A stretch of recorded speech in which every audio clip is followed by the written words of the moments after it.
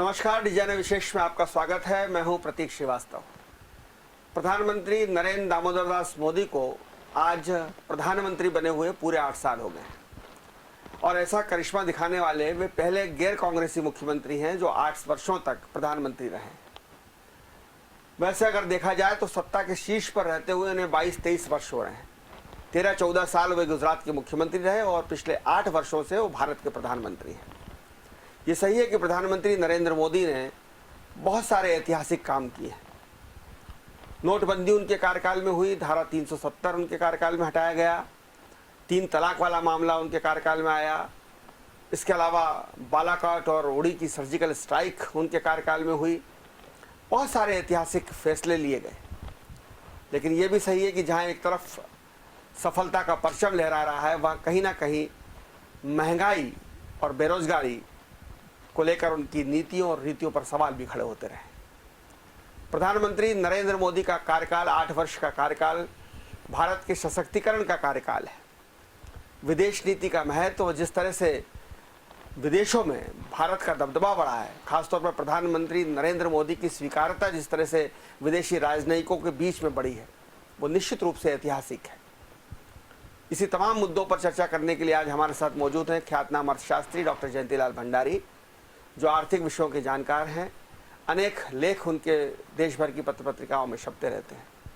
दूसरी हमारी खास मेहमान हैं जयश्री पिंगले।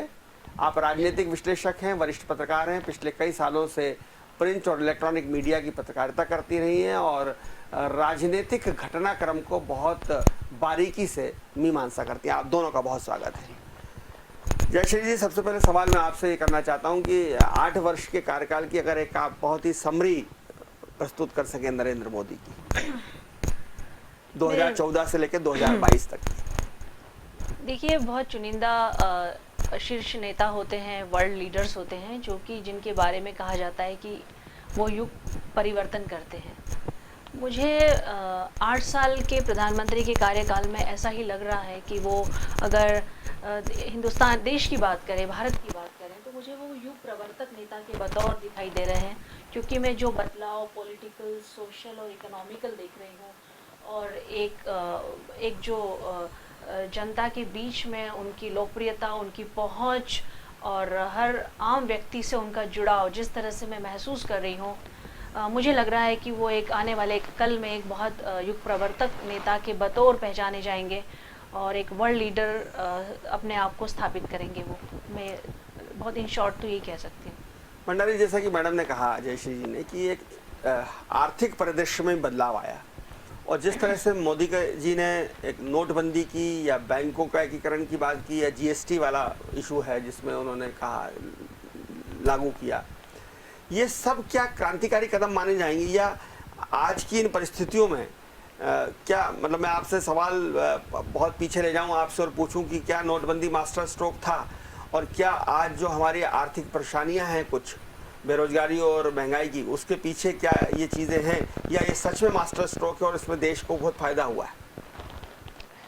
निश्चित रूप से पिछले 8 सालों में देश में नहीं पूरी दुनिया में देश के आर्थिक सुधार याद किए जा रहे हैं और देश में जो आर्थिक परिवर्तन हुए हैं उन परिवर्तनों का महत्व देश में और दुनिया में अनुभव किया जा रहा है।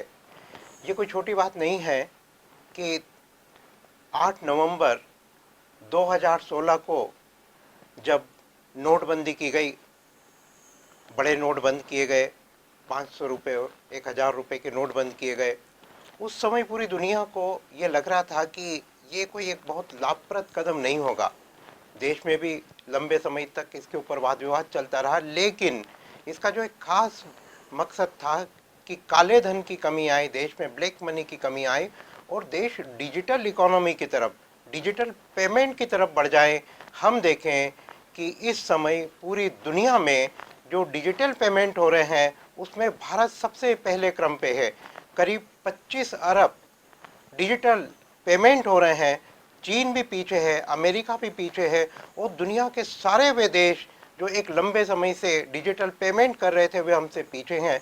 तो नोटबंदी का एक बहुत बड़ा महत्वपूर्ण जो पक्ष था कि देश में डिजिटल पेमेंट हो और हम खुद हर कदम पे अनुभव कर रहे हैं। दूसरी बड़ी बात यह है कि देश में जिस तरह से वस्तु एवं सेवा कर जीएसटी लागू किया गया 1 जुलाई 2017 को, उससे पूरे देश में एक देश एक कर के रूप में जो नारा था वो सही दिखाई दे रहा है। और जिस तरह से टैक्सेशन बढ़ा है, जिस तरह से जीएसटी बढ़ा है, उसकी कोई कल्पना भी नहीं की जा सकती थी। कोविड-19 के बीच में भी बढ़ा और पिछले महीने 1.42 लाख करोड़ रुपए रिकॉर्ड जीएसटी वसूली हुई है। तो उद्योग कारोबार भी इसके सरलीकरण से बढ़े हैं। और कई महत्वपूर्ण बातें हैं, और सबसे महत्वपूर्ण बात है कि प्रधानमंत्री ने जो जनधन, आधार और मोबाइल जेम की कल्पना की, उससे तो पूरी दुनिया में भारत को एक आर्थिक क्रांतिकारी देश के रूप में जाना जा रहा है। और इस जेम के कारण देश के 80 करोड़ लोगों को कोरोना की चुनौतियों के बीच में सरलता मिली है, उनकी मुश्किलें कम हुई हैं। इस जो भारत की एक छवि थी कि गरीब राष्ट्र है या अर्धविकसित राष्ट्र है, विकासशील देश है, उस देश में आज 80-85 करोड़ लोगों को आप मुफ्त का राशन बांट रहे हैं, ये भी बहुत बड़ी बात है। निश्चित रूप से एक बड़ा महत्वपूर्ण परिवर्तन है, देश में नहीं दुनिया में अनुभव किया जा रहा है कि कोविड-19 के बीच में जब दुनिया में चुनौतियां थी, दुनिया के जो विकसित देश थे वे भी निराशा अनुभव कर रहे थे, तब भारत ने आत्मनिर्भर भारत योजना और आम आदमी तक प्रधानमंत्री गरीब कल्याण योजना को जिस तरह से पहुंचाया, और सबसे बड़ी बात यह कि 80 करोड़ लोगों को जिस डिजिटल व्यवस्था के माध्यम से सार्वजनिक वितरण प्रणाली को डिजिटल बना दिया गया और 80 करोड़ लोगों की मुट्ठियों में, 80 करोड़ लोगों की झोलियों में जिस तरह से खाद्यान्न गया है, इससे निश्चित रूप से कोविड-19 की दिक्कतें कम हुई। और ये बड़े महत्वपूर्ण सर्वे आए हैं अभी पिछले महीने, ये सर्वे हैं वर्ल्ड बैंक के, ये सर्वे हैं इंटरनेशनल मॉनेटरी फंड के। विश्व बैंक और अंतर्राष्ट्रीय मुद्रा कोष ने कहा है कि यदि प्रधानमंत्री गरीब कल्याण योजना नहीं होती तो भारत में गरीबी का एक नया दलदल दिखाई देता और भारत दुनिया का सबसे गरीब देश होता। लेकिन गरीबी को रोका है और महंगाई को रोका है इस योजना ने, ये बड़ी महत्वपूर्ण उपलब्धि है। जनधन, आधार और मोबाइल के आधार पे जेम की पूरी दुनिया में अनुभव किया जा रहा है और देश के कोने कोने में हर व्यक्ति अनुभव कर रहा है। और दूसरी बड़ी बात प्रतीक जी कि जेम के माध्यम से किसानों तक वार्षिक रूप से 6,000 रुपये वार्षिक रूप से देश के 11.11 करोड़ 11 करोड़ से अधिक किसानों को अब तक 2 लाख करोड़ रुपए दिए गए हैं और वे सीधे उनके खातों में हस्तांतरण हुए हैं। दुनिया के इतिहास में ऐसा बड़ा कोई उदाहरण नहीं हो सकता कि इतनी बड़ी संख्या के लोगों में, जो एक गरीब देश था जहां डिजिटल प्रणाली नहीं थी, वहां देखते देखते विकसित हुई। 2014 से जो शुरू हुई, 2022 में इसके बड़े महत्वपूर्ण परिणाम दिखाई दे रहे हैं। जयश्री जी, सर ने काफ़ी विस्तार से बताया, लेकिन एक जिस बात कोरोना की बात हो रही, कोरोना पूरी दुनिया में आया और दुनिया की बड़ी बड़ी शक्तियां कोरोना से परेशान हुई। हम अमेरिका और अगर सोवियत संघ की बात करें या रूस की बात करें, इटली, फ्रांस, कोई ऐसा देश नहीं था जहां महामारी नहीं हुई। लेकिन जिस तरह से हमने वैक्सीनेशन में भारत ने ड्राइव किया और मोदी जी ने जिस तरह से फ्री में, हालांकि कांग्रेसियों को इस पर आपत्ति होती है फ्री शब्द पर, लेकिन जिस तरह से सरकार ने अपने पैसे से, अपने खर्चे पर सरकार ने लोगों को पहला डोज, दूसरा डोज और बूस्टर डोज तक लगवा डाला, ये निश्चित रूप से एक ऐतिहासिक, और WHO ने इसकी सराहना की है कि अगर इस तरह का वैक्सीनेशन नहीं होता तो हालात और भी बदतर हो सकते थे। जी बिल्कुल सही कहा आपने कि एक जो सशक्त लीडरशिप होती है, सशक्त नेतृत्व क्या होता है, ये उसकी मिसाल है नरेंद्र मोदी कि जो सेकंड वेव में, दूसरी लहर में जो हालत हुई देश भर की और कम वैक्सीनेशन के कारण, उसके बाद उन्होंने जो एक ड्राइव, एक मुहिम, एक महाअभियान जो शुरू किया, बिल्कुल ऐसा महसूस हो रहा था कि जो पोलियो की दवा होती है कि घर घर जाके लोग पिलाते हैं और किस तरह से हमने पोलियो उन्मूलन किया, इसी तरह से मतलब एक कोरोना के उन्मूलन के लिए जो फोर्स क्रिएट हुआ, जो ताकत खड़ी हुई, लगातार प्रधानमंत्री जो है मुख्यमंत्रियों की, राज्यों की मीटिंगें ले रहे हैं, बैठकें ले रहे हैं, जिस तरह से सप्लाई हो रहा है और जिस तरह से नीचे लेवल पर डाउन लाइन तक जिस तरह से कमिटीज़ बनी, जिस तरह से जिला प्रशासन, मतलब हर जगह पर पूरे देश भर में, ये बहुत ही सराहनीय और एक ज़बरदस्त कदम है। और इतने बड़े देश में, इतने विविध भौगोलिक परिस्थितियों में ये जो इफेक्टिव लीडरशिप होती है, प्रभावशाली लीडरशिप होती है, उसका इसकी मिसाल रहे हैं नरेंद्र मोदी और उनकी सरकार की। उन्होंने कोविड के बाद, क्योंकि थर्ड वेव की भी बात थी, अगर हम बहुत सुरक्षित हैं और बहुत आसानी से आज हम सब बैठकर बात कर पा रहे हैं, या जो जिस तरह का देश आज जिस स्तर पे चल रहा है, सारी नॉर्मल सी में न्यू नॉर्मल जिसको हम कहें आफ्टर द कोरोना, तो ये उसका बहुत बड़ा उसकी बहुत बड़ी सफलता सरकार की भी है। ये हमें स्वीकार करना होगा। जयश्री जी, मैं आपसे एक धारा 370 पर जरूर बात करूंगा कि जब से देश आज़ाद हुआ धारा 370 को लेकर बहुत विवाद होता रहा, और बहुत लंबे समय से देश के लोगों के मन में कहीं ना कहीं ये भाव था कि भाई हम कश्मीर में क्यों नहीं जा सकते, कश्मीर को विशेष दर्जा क्यों, कश्मीर वाले तो हमारा को अपना मानते नहीं हैं और हम वहाँ जा नहीं सकते, उनके लिए हमको जान देना पड़ती है, सब करना पड़ता है। लेकिन धारा 370 की आड़ में जिस तरह से कश्मीर में सब कुछ हो रहा था, उसको एक झटके में समाप्त करना, ये एक ऐसे दृढ़ निश्चयी नेतृत्व की जिसको हम कह सकते हैं कि पहचान है कि किसी भी अंतर्राष्ट्रीय विरोध की उन्होंने परवाह नहीं की, ना अमेरिका की परवाह की, ना पाकिस्तान और मुस्लिम कंट्रियों की परवाह की, और एक झटके में जिस तरह से उन्होंने धारा 370 समाप्त किया, बहुत बड़ी बात है। बिल्कुल सही कहा आपने। इस सरकार का जो एक नज़रिया है, जो काम करने का तरीका है, उसके लक्ष्य और उसकी दिशा बहुत तय है। आप एक साल से किसान आंदोलन को भी देखिए, मैं सिर्फ उसी को नहीं जोड़ती, 370 को भी। 370 के लिए उन्होंने जो दृढ़ निश्चय दिखाया वो तो ही एक साल तक किसान आंदोलन भी चलता रहा, लेकिन सरकार अपने फैसले पर अड़िग रही जब तक कि उसको लगा नहीं कि ये ज़रूरत है अपने आप को बैकआउट करने की, अपने आप को पीछे खींचने की। तो हम कई मसलों पर इस तरह के सरकार के रवैये को देख चुके हैं। ये सरकार ढुलमुल नहीं है कि जो फैसले एक बार लेने के बाद फिर कुछ और बात, वहाँ कोई ज़िरा नहीं है, वहाँ कोई सेकंड थॉट नहीं है, वहाँ कोई इस तरह के विरोध या प्रतिपक्ष की जो आवाज़ है, या मीडिया में भी जो छोटा मोटा विरोध अब होता है, उसको कोई जगह नहीं है। सरकार तय है जो चाहती है। क्या तानाशाही नहीं है ये? लोग मोदी जी पे आरोप लगाते हैं कि वो एक तानाशाह की तरह काम करते हैं, वो किसी की सुनते नहीं हैं, उनकी अकेली वाइज है, सारे मंत्रियों को वही करना है जो उनको कहना है, सारी मंत्रियों की शक्ति उनके पास है। एक तरह से कहीं ना कहीं लोग उनकी तुलना इंदिरा गांधी से करते हैं। जी बिल्कुल सही कहा आपने कि देखिए, कहने के लिए तो बहुत कुछ बातें कही जा सकती है कि तानाशाही है या नहीं, लेकिन हम उसको जब उसको इस तरह से हम देखते हैं तो हमें भरोसा करना चाहिए कि हम डेमोक्रेटिक कंट्री में हैं। आपको लगता है कि इस देश को चलाने के लिए यही तरीका सही है? क्योंकि यहाँ जब तक कि एक सख्ती ना हो, ये वो देश है जो अपने मन से घर के अंदर शौचालय भी नहीं बनाता है।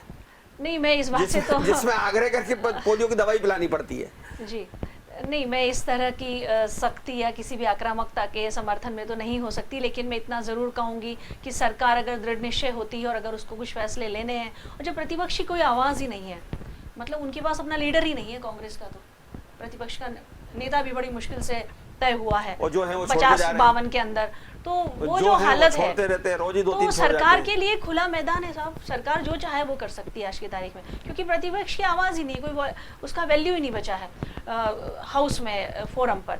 दूसरी बात यह है कि जनता का जो समर्थन है वो बहुत बड़ी ताकत है नरेंद्र मोदी और उनकी सरकार की।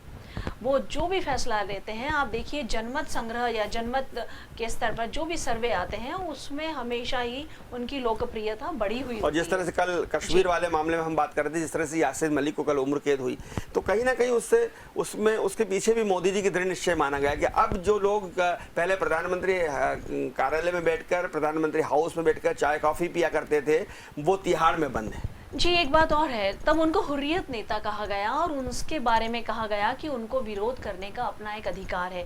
कश्मीर को एक दूसरे नज़रिए से तब देखा जा रहा था। कश्मीर को लेकर जो पूर्ववर्ती सरकार रही है, उसका तरीका, उसका सोच, वहाँ पर विरोध को एंटी नेशनलिज्म नहीं माना गया था और इस तरह की चीजें रखी गई थी। वायुसेना के 4 अधिकारियों की हत्या का आरोपी अपराधी हो, वो कैसे उसको आप जो है वो राजनीतिक कार्यकर्ता मान सकते हैं? अब उसके ऊपर जो आरोप लगे हैं, उसके ऊपर जो चीजें तय हुई है यासिर मलिक पर, उसके बाद एक उनकी छवि बनी है हुर्रियत नेता से हटकर कि वो सिर्फ उनके लिए आतंकवादी थे, वो एक टेररिस्ट ग्रुप या टेररिज्म को प्रोटेक्ट करने वाले एक लीडर के रूप में उनकी तो उस हिसाब से फिर ठीक है अगर उनको ये सजा के लिए मुकर्रर होता है तो। लेकिन जी भंडारी जी, मैं आपसे सवाल करना चाहता हूँ थोड़ा आर्थिक विषय पे कि मोदी जी की सफलता राज्यों में भी दिख रही है, लगातार वो रिपीट हुए हैं, और यूपी में पहली बार ऐसा हुआ कि भारतीय जनता पार्टी की लगातार दूसरी बार सरकार बनी। 4 राज्यों में सफलता मिली। इन तमाम सफलताओं के बीच में कुछ राजनीतिक विश्लेषक, कुछ आर्थिक चिंतक और कुछ प्रतिपक्षी नेता जो 2-3 मुद्दों पर मोदी सरकार को कटघरे में खड़ा करते हैं, वो हैं महंगाई, बेरोजगारी, रुपए का डॉलर की तुलना में बहुत ज़्यादा गिरावट, पेट्रोल के दाम बहुत तेज़ी से बढ़ना और बैंकों का घाटा लगातार बढ़ते जाना, जो डूबत खाता है वो लगातार बढ़ते जाना और एक ऐसा काल्पनिक आरोप है जिसके बारे में कोई साफ सफाई नहीं देता कि बस 2-3 उद्योगपति पैसे वाले बन रहे हैं। मैं आपसे जवाब चाहूंगा। निश्चित रूप से पिछले 8 वर्षों में जितनी ऊंची आर्थिक सफलताएं मिली हैं, तो उन सफलताओं के साथ में कुछ कमियां भी जो गिनाई जाती हैं, उनके ऊपर भी विश्लेषण करना बहुत ज़रूरी है। ऊंची सफलताएं ये हैं कि देश जिस तेज़ी से अपने एक्सपोर्ट बढ़ रहा है, पूरी दुनिया तारीफ कर रही है। पिछले वर्ष में 2021-22 में 421 अरब डॉलर के एक्सपोर्ट हुए हैं और ये लक्ष्य से ज़्यादा हैं। लक्ष्य थे 400 अरब डॉलर के। देश मजबूत होता है। देश में FDI आ रहा है। अभी पूरी दुनिया के अंदर यूक्रेन संकट है और उसके बीच में हमारे देश में पूरी दुनिया का सबसे ज़्यादा FDI प्रत्यक्ष विदेशी निवेश 84 अरब डॉलर आया। ये देश की ताकत है। देश की ताकत ये भी है कि हम बहुत तेज़ी से आर्थिक सुधार करते हुए उद्योग कारोबार को बढ़ा रहे हैं और मुक्त व्यापार समझौते, 2 मुक्त व्यापार समझौते जिनकी कल्पना नहीं की जा सकती थी, ऑस्ट्रेलिया के साथ और UAE के साथ हुए हैं। और इन सबसे बड़ी बात, बहुत बड़ी बात, सफलता की बात, क्वाड के अंदर भारत को शामिल किया गया। अमेरिका है, ऑस्ट्रेलिया है, जापान और भारत है। और 2 दिन पहले दुनिया का एक बड़ा महत्वपूर्ण, बहुत महत्वपूर्ण आर्थिक संगठन बना है, वो है हिंद प्रशांत आर्थिक फ्रंट। और इस 13 देशों के समूह में भारत को स्वागत के साथ में शामिल किया गया है। ये भारत की बहुत बड़ी उपलब्धियां हैं और आर्थिक उपलब्धियां हैं। लेकिन इस समय जैसा आपने कहा कि कुछ ऐसी बातें हैं जिन्हें मोदी सरकार को दोषी ठहराया जा रहा है। हम एक एक करके बात करें। पहली बात, महंगाई। यूक्रेन संकट, रूस और यूक्रेन संकट के कारण पूरी दुनिया में जितनी महंगाई बढ़ रही है उसकी हम कल्पना भी नहीं कर सकते। अमेरिका में 40 साल के इतिहास की सबसे बड़ी महंगाई है। ब्रिटेन में 35 साल के इतिहास की सबसे बड़ी महंगाई है। और ये जो महंगाई है वो दुनिया के कई देशों में 30 से 40% महंगाई की दर में राशनिंग शुरू हो गई है। स्पेन वगैरह में राशनिंग शुरू हो गई है और मंदी है, बुरी तरह से मंदी है, राशनिंग शुरू हो गई है। उनकी तुलना में हमारे देश में महंगाई बहुत कम है। अभी जो नए आंकड़े आए हैं, थोक महंगाई है 15%। दुनिया के दूसरे देशों से बहुत कम है। ये ज़्यादा जरूर है मगर दूसरे से कम है। और हमारी जो खुदरा महंगाई दर है वो करीब है 8% के आसपास। ये भी हमारे देश के अंदर जो है हम ज़्यादा कह सकते हैं, लेकिन दूसरे देशों की तुलना में बहुत कम है। और जो सबसे महत्वपूर्ण पक्ष है प्रतीक जी, बहुत महत्वपूर्ण पक्ष है कि हमारे देश में जो फूड ग्रेन्स है, जो खाद्यान्न के भंडार हैं, इनके कारण गरीबी भी हमारे देश में नियंत्रित है और महंगाई भी नियंत्रित है। इस समय दुनिया में जो महंगाई है सारे देशों में, विकसित देश, विकासशील देश, गरीब देश, वहाँ फूड ग्रेन्स की कीमतें बढ़ गई। और ये फूड ग्रेन्स की कीमतें बढ़ने से वहाँ महंगाई इतनी बढ़ गई है कि आम आदमी मुश्किल का सामना कर रहा है। लेकिन हमारे देश में अभी जो नए आंकड़े आ रहे हैं, हमारे देश में लगातार पिछले 5 साल से रिकॉर्ड खाद्यान्न उत्पादन हो रहा है। अभी 2 दिन पहले जो अग्रिम अनुमान है उनके अनुसार हमारे देश में 2021-22 में 31.60 करोड़ टन खाद्यान्न का भंडार, ये रिकॉर्ड है। हाँ, गेहूं का हमारे देश में प्रोडक्शन करीब 31 लाख टन कम हुआ है। ये है 40.1045। तो ये जो कुछ कमी है उसका कारण गेहूं के एक्सपोर्ट में हमको कुछ देखते ही देखते कमी करनी पड़ी। जो तेज़ी से एक्सपोर्ट हो रहे थे उसमें 13 मई को हमको रोक लगाना पड़ी।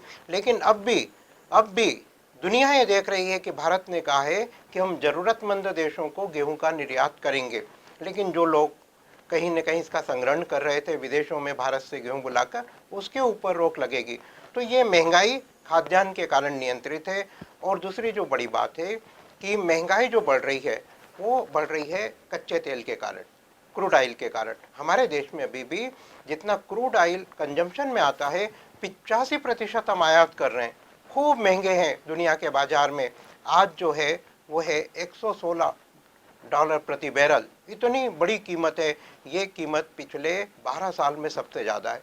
हमारे देश में जो हम खाद्य तेल का आयात करते हैं वह 65%, टोटल कंजप्शन का 65% आयात करते हैं। ये दोनों के मूल्य और फर्टिलाइजर के मूल्य, इनके 3 मूल्य पूरी दुनिया में जिस तरह से बढ़े हैं सर, लेकिन हमारे देश में कम है। डॉलर की तुलना में रुपया जिस तेजी से गिरा जी। और जो उसके दाम 72, 73, 74 तक हो गए, ये इसके पीछे क्या कारण है? निश्चित रूप से एक बहुत महत्वपूर्ण प्रश्न है आपका, और हमको ये सोचना है कि ये क्यों गिर रहे हैं। पहली बात, जो आज की कीमत है $1 करीब 77.60 रुपये, 77.6 रुपये $1 का, ये सबसे कम मूल्य है डॉलर की तुलना में रुपये का, रुपये की गिरावट का। और रुपये की जो गिरावट बहुत बड़ी गिरावट है ये। और ये जो रुपये की जो गिरावट है डॉलर की तुलना में, इसका सबसे बड़ा कारण है हमारा जो व्यापार घाटा है, हमारा जो ट्रेड बैलेंस है वो बहुत तेज़ी से बढ़ा है। हमारे निर्यात भी बढ़े हैं, लेकिन निर्यात की तुलना में आयात हमारे बहुत बढ़ गए हैं। और अभी जो नए आंकड़े हैं, हमारे जो व्यापार घाटा है वो अभी तक का सबसे बड़ा व्यापार घाटा रहा है पिछले वित्त वर्ष में, $192 अरब। देश के इतिहास में कभी इतना व्यापार घाटा नहीं हुआ है, क्योंकि जिन देशों से हम आयात करते हैं वहाँ कीमतें बढ़ गई हैं। खासतौर से चीन में कीमतें बहुत बढ़ गई हैं, और हम अभी भी बड़े पैमाने पर चीन से आयात करते हैं। और पिछले 4 महीनों से चीन के अंदर जो जिस तरह से लॉकडाउन है, चीन के ज़्यादातर शहरों में, चीन की 80 करोड़ जनता जिन शहरों के अंदर रहती है वहाँ लॉकडाउन है, तो वो और महंगे आयात हो रहे हैं। तो महंगे आयात है, इसका एक बड़ा कारण है। और हमारा व्यापार घाटा बढ़ रहा है, हम निर्यात बढ़ा रहे हैं, लेकिन हमारे आयात तो उसकी तुलना में बहुत तेज़ी से बढ़ गए। और एक कमी, एक वास्तव में चिंताजनक प्रश्न है कि चीन से आयात भी हमारे बहुत तेज़ी से बढ़ गए हैं, क्योंकि जो हमारे केमिकल्स हैं, जो दवाइयों के रॉ मटेरियल है, वो 80% तक चीन से ही आ रहे हैं। तो इसलिए दवाइयाँ महंगी हो रही हैं, बहुत महंगी दवाई हो गई है। जयश्री जी, एक आपसे सवाल, सर से आर्थिक विषय पर एक लंबी चर्चा होगी, थोड़ी सी पॉलिटिकल आपसे बात करना चाहूँगा कि जिस तरह से नरेंद्र मोदी बाइडेन और पुतिन के साथ समकक्ष लेवल पे खड़े हुए हैं एक विश्व नेता के रूप में, आप देखिए एक दृश्य अखबारों में छपा है कि जापान के प्रधानमंत्री के साथ मोदी जी लीड कर रहे हैं और पीछे बाइडेन भी पीछे हैं उनके, अमेरिका के राष्ट्रपति। ये बहुत ही मनोहरकारी चित्र है, मन को अच्छा लगता है एक भारतीय होने के नाते कि देश का प्रधानमंत्री एक विश्व नेता के रूप में स्थापित हो रहा है। तो ये इसके पीछे क्या मेहनत, क्या दृष्टि आप मानती हैं, क्या ऐसा चमत्कार हुआ इन 8 सालों में कि भारत जो पिछलग्गू देश माना जाता था, जो फिसड्डी देश माना जाता था, जिसकी विश्व के मंच पर कोई आवाज़ नहीं थी, वो भारत जो है दुनिया को लीड कर रहा है और उसके पीछे अमेरिका का राष्ट्रपति चल रहा है। 8 सालों में ऐसे कौन सी जादू का करिश्मा, कौन सा ऐसा जिन है जो नरेंद्र मोदी ने घिस दिया? जी, सबसे पहली बात तो है कि उनकी बहुत ही मजबूत लीडरशिप और जो एक मैसेज वर्ल्ड पॉलिटिक्स में जाता है कि इतनी ट्रिमेंडस, इतनी ज़बरदस्त जीत दोनों ही चुनाव में, और उनका इस तरह से सशक्त रूप से खड़े होना और एक बहुत बड़ा vote bank, vote share BJP के साथ जुड़ना। और दूसरी बात यानी कि भारत का जो इंटेलेक्ट पावर है उसकी मान्यता उन्होंने जिस तरह से रिकॉग्नाइज करवाई है वर्ल्ड फोरम में, वो बहुत बहुत बहुत ज़बरदस्त है।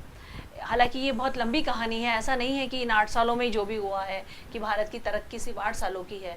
इसके पहले भी ग्लोबलाइजेशंस की बात करें और जो विदेशों में हमारी प्रतिभाएं गई हैं, विदेशों में आज जो लोग काम कर रहे हैं, आईटी सेक्टर्स की हमारी जो एक वर्ल्ड में जो पहचान है, इन तमाम जो चीज़ें हैं, इसका भी एक बहुत बड़ा रोल है। विदेशों में जो भारतीय बसे हुए हैं उनकी भी एक अपनी भूमिका है। और सबसे बड़ी बात है कि जब देश में, जबकि आज पूरा वर्ल्ड जो है इकोनॉमिकल और बिजनेस पॉइंट ऑफ व्यू से जब भारत को देख रहा है, जो सबसे बड़ी सर ने भी कहा कि सबसे बड़ी इकोनॉमी है भारत, सबसे बड़ा बाजार भी 135 करोड़ लोग कहाँ मिलेंगे, किसको मिलेंगे? तो चीन के बाद सबसे बड़ा बाजार है जी। तो वो जो देश की जो एक छवि है और उसके साथ एक सशक्त नेतृत्व, और पता है कि एक ऐसा लीडर है इस देश में जो कि जो बात कहता है वो बात इम्प्लीमेंट होती है। तो एक अच्छा, इसका कुछ असर पड़ता है कि अयोध्या में राम मंदिर बन रहा है, प्रधानमंत्री साष्टांग दंडवत लगाते हैं, बालाकोट होता है, उड़ी होती है, चीन के साथ ग्वालियर में जो हम बराबरी से मुकाबला करते हैं और एक हमारा हरकिरियत जो है 18-21 चीनियों को मार डालता है, तो ये भी एक जिसको आप कह सकते हैं कि एक इमेज बिल्डअप होती है, एक मजबूत भारत बनता है। देखिए, आपको इस नज़रिए से देखना पड़ेगा। मुझे ऐसा लगता है कि 2014 के पहले का भारत और 2014 के बाद का भारत, तो नरेंद्र मोदी जी की खूबी रही है कि उन्होंने 2014 के भारत की जो एक छवि विदेशों में और इंटरनेशनल लेवल पर जो बिल्टअप की है, और जैसा आपने कहा कि राम मंदिर का बनना, तो एक मैसेज, पावरफुल मैसेज गया है कि अब बहुसंख्यवाद जिसको कि कहा जाता है, एक उस तरह की लीडरशिप का एक दौर इस देश में शुरू हुआ है, और इसको कोई इसको डिनायल नहीं कर सकता कोई। मतलब सबके रिलेशनशिप विद द बिजनेस है। आज की पॉलिटिक्स जो है, वर्ल्ड पॉलिटिक्स भी, उसका बहुत कुछ सरोकार इकनॉमी से है, बिजनेस से है, तमाम चीज़ों से है। तो मुझे लगता है कि मोदी जी को मान्यता देना और देश को मान्यता देना उनकी लाजमी है और उनकी मजबूरी भी है। बहुत धन्यवाद डॉक्टर जयंतीलाल भंडारी, आपका बहुत धन्यवाद। जयश्री पिंगले जी, आप दोनों यहाँ स्टूडियो में आ रहा है, आपने बहुत ही गंभीरता के साथ इन विषयों को रखा। ये निश्चित रूप से इस बात से इनकार नहीं किया जा सकता कि जो जयश्री पिंगले कह रही थी वो बिल्कुल एक अकाट्य सत्य है कि 2014 के पहले का भारत और 2014 से 2022 के भारत में एक बड़ा अंतर दिखाई देता है। अब का भारत जो है मजबूत है, स्वाभिमानी है, और अब का भारत वो है जो ईंट का जवाब पत्थर से देना जानता है। देखते रहिए डिजाइनर न्यूज़, खबरों का सिलसिला जारी है, जारी रहेगा। नमस्कार।